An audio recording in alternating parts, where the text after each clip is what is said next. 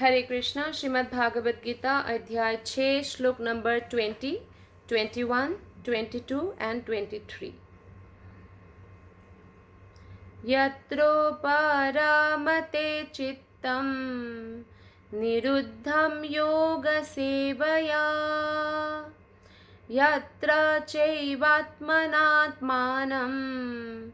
पश्यन्नात्मानि तुष्यति सुखमत्यन्तिकं यत्तद् बुद्धिग्राह्यमतीन्द्रियम् वेत्ति यत्र न चैवायं स्थितश्चलति तत्त्वतः यं लब्ध्वा चापरं लाभं मन्यते नाधिकं ततः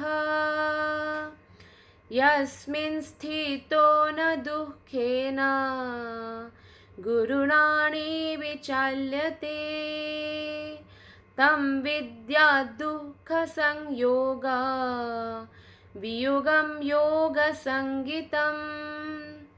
अनुवाद तात्पर्य श्रील प्रभुपाद के द्वारा। श्रील प्रभुपाद की जय। अनुवाद। सिद्धि की अवस्था में जिसे समाधि कहते हैं, मनुष्य का मन योगाभ्यास के द्वारा भौतिक मानसिक क्रियाओं से पूर्णतया संयमित हो जाता है। इस सिद्धि की विशेषता यह है कि मनुष्य शुद्ध मन से अपने को देख सकता है और अपने आप में आनंद उठा सकता है। उस आनंदमयी स्थिति में वो दिव्य इंद्रियों द्वारा असीम दिव्य सुख में स्थित रहता है। इस प्रकार स्थापित मनुष्य कभी सत्य से विपथ नहीं होता और इस सुख की प्राप्ति हो जाने पर वो इससे बड़ा कोई दूसरा लाभ नहीं मानता। ऐसी स्थिति को पाकर मनुष्य बड़ी से बड़ी कठिनाई में भी विचलित नहीं होता।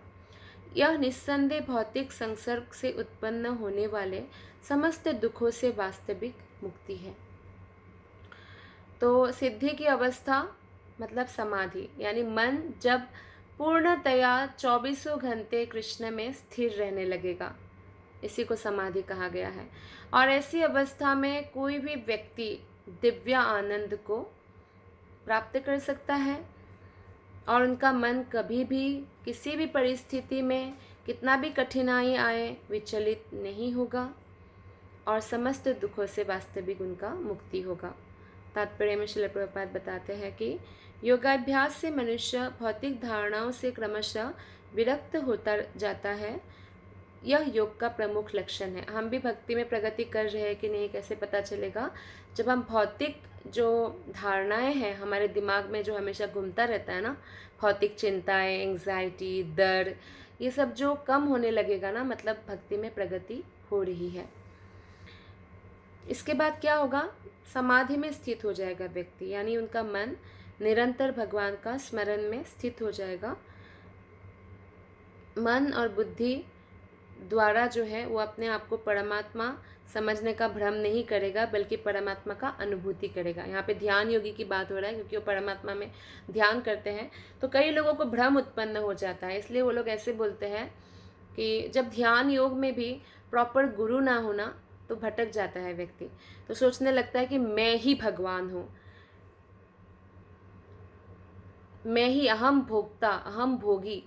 तो वो खुद सोचने लगता है मैं ही भोक्ता हूँ, मैं ही भोगी हूँ, मैं ही भगवान हूँ, ऐसे सोचने लगता है। उसके अंदर भ्रम उत्पन्न हो जाता है। लेकिन जो सच्चा योगी है उसमें भ्रम नहीं होता है।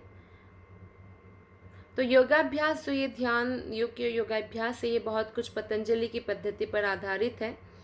कुछ अप्रामाणिक भाष्यकार जीवात्मा तथा परमात्मा में अभेद स्थापित करने का प्रयास करते हैं, और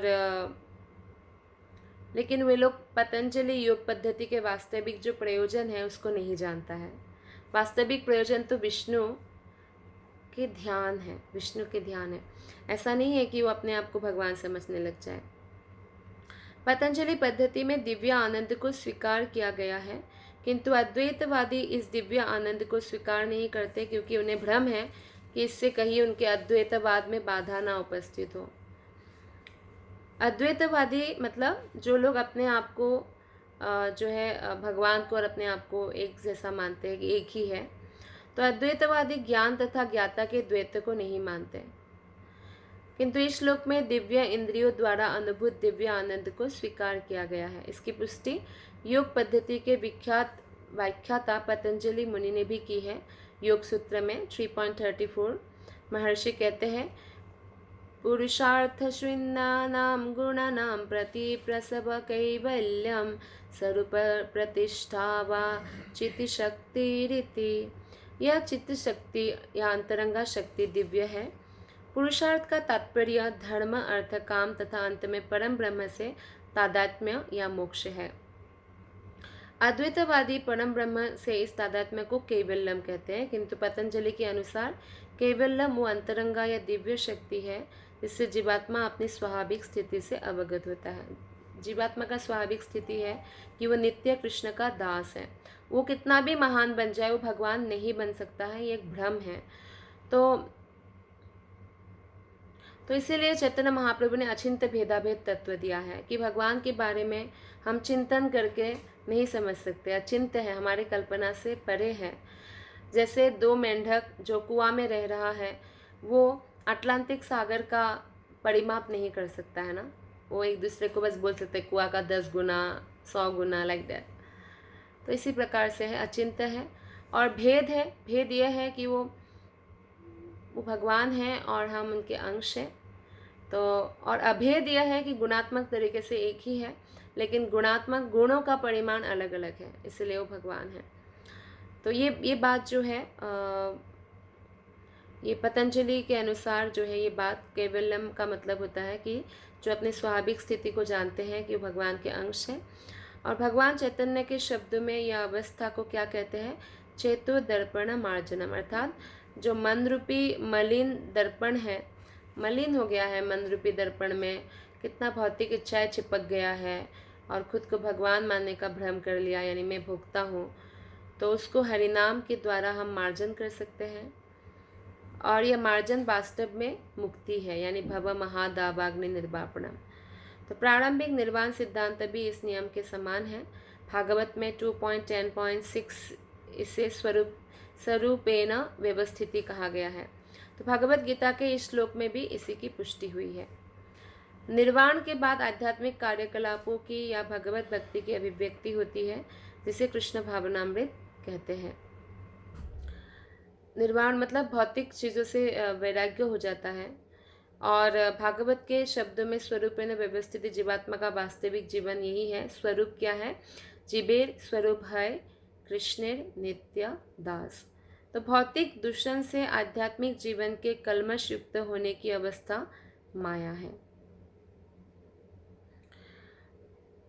इस भौतिक दूषण से मुक्ति का अभिप्राय जीवात्मा की मूल दिव्य स्थिति का विनाश नहीं है। बहुत लोग सोचते हैं कि भगवत भक्ति करने का मतलब क्या, dropping our identity? No, it's not dropping our identity, it's connecting our identity to Krishna. सब कुछ कृष्ण के साथ हमें कनेक्ट करना है, कुछ हम खोने वाले नहीं हैं, कनेक्ट करना है। पतंजलि भी इसकी पुष्टि इन शब्दों से करते हैं, कैवल्यम स्वरूप प्रतिष्ठा व चित्त शक्ति रीति। यह चित्त शक्ति या दिव्य आनंद ही वास्तविक जीवन है। इसका अनुमोदन वेदांत सूत्र में भी हुआ है 1.1.12 में, आनंदमयो अभ्यासात। यह चित्त शक्ति ही योग का परम लक्ष्य है, यानी दिव्य आनंद जो भगवान के करीब जाने से ही हो सकता है, भगवान पर मन को स्थिर करने से ही हो सकता है, अन्य और कोई उपाय नहीं है। और भक्ति योग के द्वारा इसे बहुत सरलता से प्राप्त किया जा सकता है।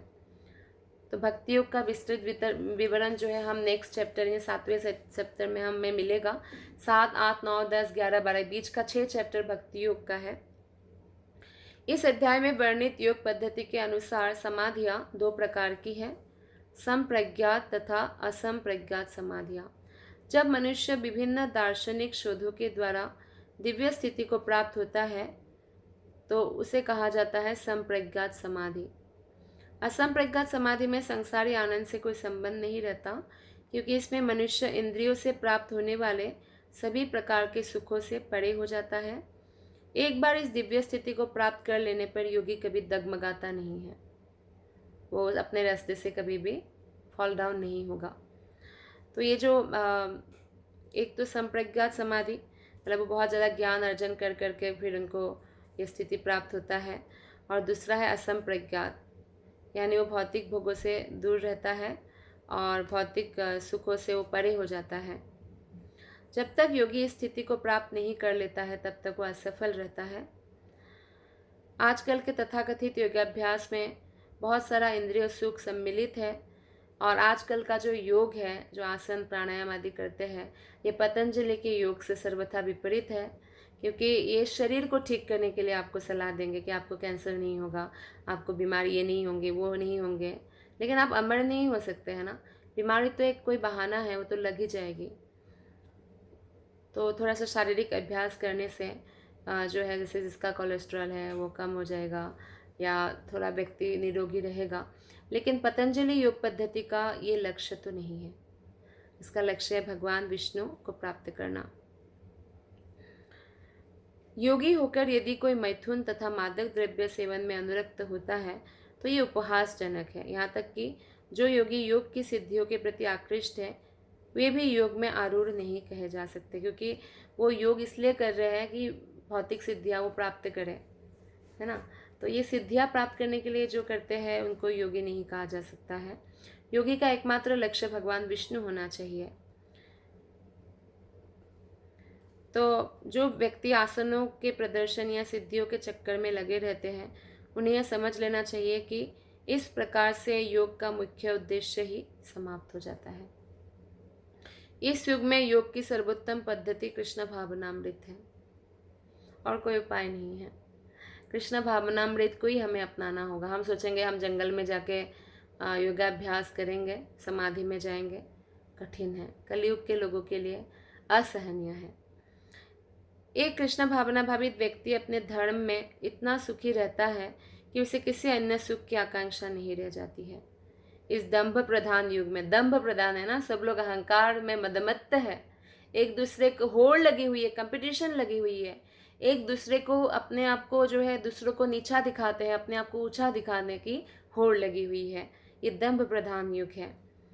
हठ योग, ध्यान योग, ज्ञान योग का अभ्यास करना इस युग में बहुत मुश्किल है, असंभव है लगभग, इसलिए अवरोध आ सकता है। किंतु कर्मयोग या भक्ति योग जो है बहुत आसानी से पालन कर सकते हैं, कोई समस्या भी नहीं आएगी। कोई व्यक्ति अगर दृढ़ प्रतिज्ञ हो जाए तो घर में रहकर ही, स्त्री हो पुरुष हो, वर्किंग वुमेन हो, वर्किंग मैन हो, चाहे कोई भी हो, कर सकते हैं भक्ति।